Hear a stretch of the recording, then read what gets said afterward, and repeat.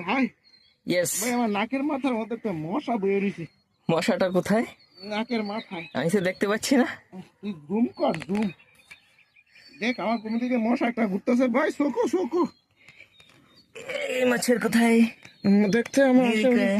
आप तो झूठ बोल रहे हो। না আছে আছে। তুই এসের দিকে মশাটা মাছি ডাকে জায়গা।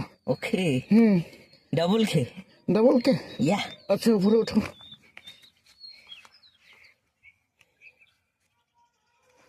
এসেছি নিচিটা। या।